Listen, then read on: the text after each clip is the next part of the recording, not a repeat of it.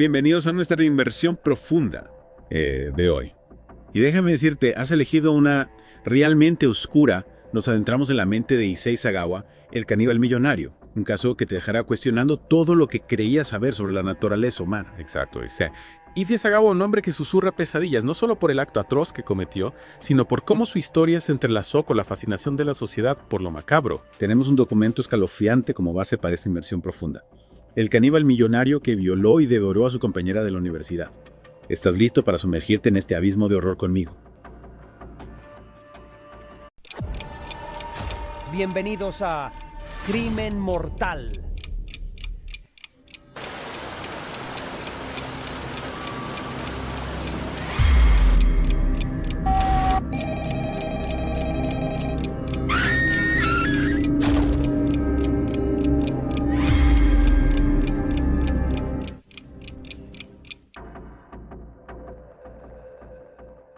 Absolutamente, y creo que lo que hace que este caso sea aún más perturbador es el contraste Sagawa proveniente de una familia adinerada en Japón, con acceso a las mejores escuelas. Aparentemente lo tenía, todo estudió en la prestigiosa Universidad de Waxia, se mudó a París para continuar sus estudios en la Sorbona, una vida que en la superficie parece prometedora. Una máscara de normalidad, ¿verdad? Porque detrás de esa fachada de éxito académico se escondía una mente atormentada por impulsos oscuros, fantasías que eventualmente se convertirían en una horrible realidad. Es aquí donde entra en escena Renée Hartevelt, una joven estudiante de literatura comparada en la Sorbona. Imagínate cruzando caminos con este hombre compartiendo intereses comunes sin saber la monstruosidad que se escondía debajo. Es escalofriante pensar en la confianza que ella depositó en él, ¿verdad? Desde la amistad que compartían en las conversaciones, todo un preludio de una tragedia inimaginable. Y una tragedia calculada, me atrevo a decir. El 11 de junio de 1981, Sagawa invitó a René a su apartamento con el pretexto de ayudarlo con su alemán, un acto premeditado diseñado para traerla a su trampa. Una invitación aparentemente inocente que se convertiría en una sentencia de muerte en su apartamento. Sagawa cometió el acto más atroz disparándole a René en la cabeza con un rifle, pero el horror no terminó ahí. No, este es el punto donde la historia se vuelve aún más oscura. El asesinato de René no fue el objetivo final, sino el comienzo de una pesadilla aún más grotesca. Las fantasías caníbales que Sagawa había albergado durante años, fantasías que había intentado reprimir, ahora estaban a punto de ser desatadas. Durante 2 días, Sagawa cometió actos que desafían la comprensión humana, consumió partes del cuerpo de René, documentando el horror con fotografías, sus descripciones del sabor, la textura, las dificultades que tuvo inicialmente para morder la carne. Todo está detallado con una frialdad escalofriante. Es difícil procesar la magnitud de esa depravación, ¿no crees? Y lo que lo hace aún más inquietante es la falta de remordimiento, la forma casi mecánica en que Sagawa describe sus acciones. Exactamente, es como si estuviera diseccionando un experimento científico en lugar de relatar la violación y el asesinato de un ser humano. Después de saciar sus impulsos monstruosos, Sagawa intentó deshacerse de los restos de René en el Bois de Boulogne. Pero el destino, o tal vez la propia René buscando justicia desde Ultraton 21. Un par de transeúntes notaron las maletas sospechosas que Sagawa intentaba abandonar, alertaron a las autoridades que al llegar al apartamento de Sagawa se encontraron con una escena que desafiaba la comprensión humana, los restos de René, las pruebas irrefutables de su horrible crimen. Imagínate ser uno de esos oficiales entrando en ese apartamento, el olor, las imágenes, una experiencia que seguramente los perseguiría para siempre. Sin duda, y lo que es aún más impactante es la reacción de Sagawa durante su interrogatorio.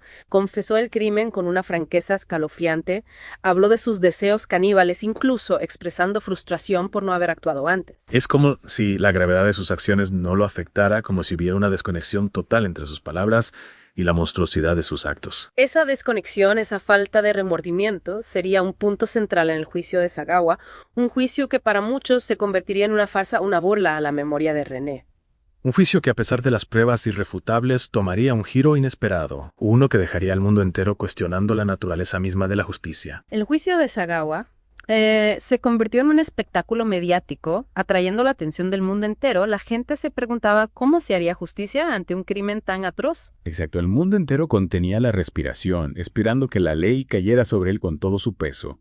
Pero ¿qué sucedió realmente en ese tribunal? Aquí es donde las cosas se ponen realmente inquietantes. A pesar de la confesión de Sagawa, a pesar de las pruebas abrumadoras, el sistema judicial francés lo declaró legalmente loco. Loco. ¿Cómo es posible? Un hombre que planeó y ejecutó un crimen con tanta frialdad, que documentó sus actos con una precisión escalofriante, puede ser considerado loco. Esa es la pregunta que muchos se hicieron entonces y que aún resuena hoy en día. Fue confinado a un hospital psiquiátrico, el infame Paul Guiraud, no como un criminal que debía pagar por sus actos, sino como un paciente. Imagínate la indignación, la familia de René, el público en general viendo cómo el sistema parecía proteger al monstruo que les había arrebatado a una joven llena de vida. La indignación era palpable. Las protestas se multiplicaron, exigiendo justicia. Para René, exigiendo que Sagawa fuera responsabilizado por sus actos, pero el sistema judicial francés se mantuvo firme en su decisión.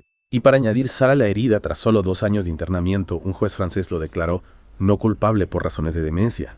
¿Puedes creerlo? No culpable. Es una píldora difícil de tragar, si bien es cierto que Sagawa padecía trastornos mentales. La decisión del tribunal abrió un debate profundo sobre la intersección entre la enfermedad mental y la responsabilidad criminal. Un debate complejo, sin duda. Pero en el caso de Sagawa, la decisión se percibió como una burla a la justicia, como si el sistema estuviera más preocupado por la rehabilitación del criminal que por la justicia para la víctima. Y la historia tomó un giro aún más absurdo ante la presión del público francés que no quería seguir financiando la instancia de Sagawa en un hospital psiquiátrico. Se tomó una decisión que desafiaba la lógica de deportarlo a Japón. Deportarlo.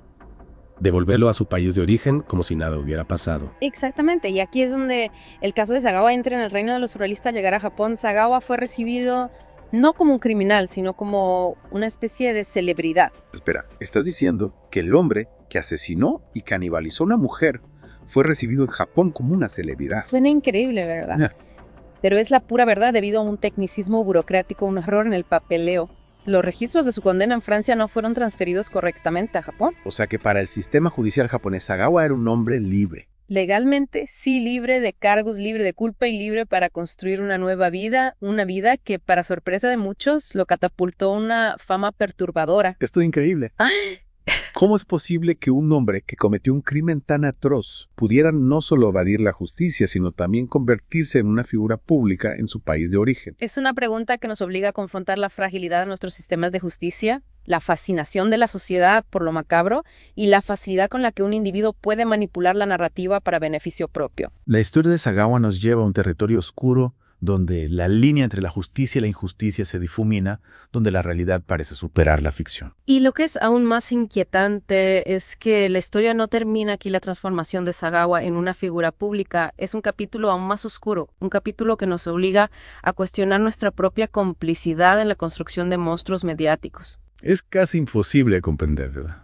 Un hombre que cometió un acto tan horrendo, no solo eludiendo la justicia, sino siendo recibido con los brazos abiertos por ciertos sectores de la sociedad japonesa. Es un fenómeno que nos obliga a mirar más allá de la superficie, a cuestionar qué fuerzas culturales e incluso psicológicas estaban en juego. Piensa en ello. Sagawa se convirtió en un autor publicado, dando entrevistas, apareciendo en programas de televisión, incluso incursionó en el mundo del arte, creando mangas basados en su propio crimen. Es escalofriante, es como si la sociedad, en lugar de rechazarlo, le hubiera otorgado una plataforma para lucrarse con su propia depravación. Y aquí es donde la responsabilidad del público entra en juego. ¿Por qué Sagawa tuvo éxito? ¿Fue una morbosa curiosidad, un deseo de mirar a la cara del mal? ¿O había algo más, algo en la cultura japonesa que quizás sin querer contribuyó a su ascenso a la fama? Esa es una pregunta incómoda, pero necesaria. Podríamos decir que la fascinación por lo macabro, por lo prohibido, opaca el horror del crimen en sí. Es una posibilidad, y lo que es aún más perturbador es que Sagawa nunca mostró verdadero arrepentimiento por sus acciones. De hecho, a lo largo de los años siguió haciendo declaraciones públicas sobre sus deseos caníbales, alimentando así la morbosa curiosidad que lo rodeaba. Es como si se deleitara con la atención, utilizando sus impulsos más oscuros para mantenerse en el ojo público. Exactamente, y eso nos lleva a otra pregunta inquietante. ¿Hasta qué punto somos responsables como sociedad de convertir a criminales en celebridades?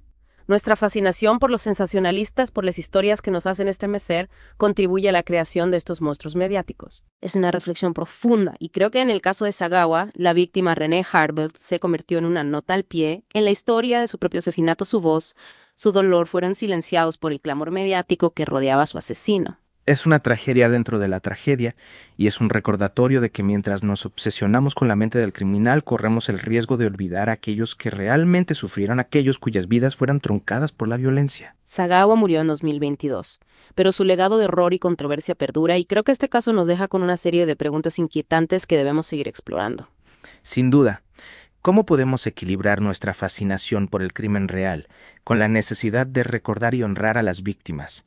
¿Cómo podemos construir sistemas de justicia que realmente rindan cuentas independientemente de la riqueza o el estatus social? Y quizá lo más importante, ¿cómo podemos confrontar la oscuridad que existe en el corazón humano sin convertirla en un espectáculo? Son preguntas difíciles pero necesarias. Y mientras reflexionamos sobre el caso de Issei Sagawa, el caníbal millonario, espero que no solo sintamos horror por sus actos, sino también un profundo sentido de responsabilidad. Responsabilidad por recordar a René, por exigir justicia para todas las víctimas de la violencia y por construir un mundo donde el horror no se convierta en entretenimiento. Un mundo donde la empatía y la compasión sean las fuerzas que guíen nuestras acciones. Un mundo donde la memoria de las víctimas nunca se desvanezca en la oscuridad. Gracias por acompañarnos en esta inmersión profunda en este viaje a los rincones más oscuros de la mente humana. Que la historia de Issei Sagawa nos sirva como una advertencia, como un recordatorio de que el mal existe, pero que también existe la esperanza de un futuro mejor. Un futuro donde la justicia y la compasión prevalezcan.